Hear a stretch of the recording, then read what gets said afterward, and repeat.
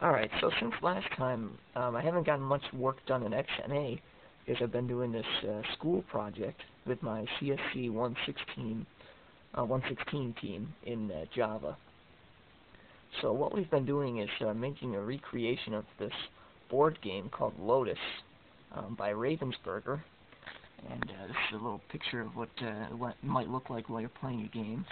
Basically, the object is you have pieces that start in the center here, and your goal is to hop them along down this path and go to the end. And first person to get all their pieces off the board wins. Now there's some special rules and stuff and whatnot that goes on, but basically you can only move a piece that's on top of a stack. So for example, I could only move this black piece, and obviously you can only move pieces of your own color, given that you have any moves left. So we made an implementation of this game in software over the last, let's say 4 weeks. We've been working on this, and this is what we came up with.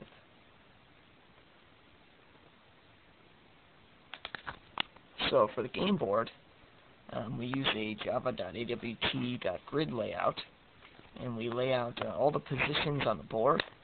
The image is like turned sideways from what you've seen in the last. Over here, you notice the Y is pointing upward. Now in the Java project, it's pointed sideways. That was just easier for us to put the positions in place.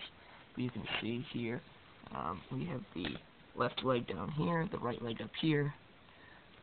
We have a string saying whose turn it is, black. It's black's turn first. Currently, if we click on one of these starting positions, we'll go to the left, which is down here. So if I click on one of these black stacks, this is a black stack of height 1. If I click on it, it should go on the left leg at the first position, which is there. And when I click, it does. Now this stack is empty, size of 0, and the stack should be size 1, and the top stack is black. So now it's white's turn, and white might want to block that move, so white would copy that move by doing the same thing. Notice now it's black's turn again, and I can switch to start left or right based on what I click on with this button here. Let me just get rid of this here. So now it's black's turn. Black might want to start moving ahead, so that black starts with stacks 1, 2, 3, and 4 in height. So let's say I'll click the stack of height 4, and if you hover over it, you can see it has 3 now. White might copy the same move just to be a jerk and cover up that move there. So that's basically the game. The special position you'll see here is called the trampoline, and essentially, let's say there's, I don't know, a certain number of pieces here, and if you move and land on the trampoline, your piece moves that same distance again. So if I moved 1, 2, 3, 4 to get on the trampoline, after landing on this space, it would move my piece immediately 1, 2, 3, 4 more spaces, so I would actually land here. Let's see if I can demonstrate that on video. So 1, 2, 3, 4. I need a stack of 4 to get there. Can't quite do it. Let's just see if I can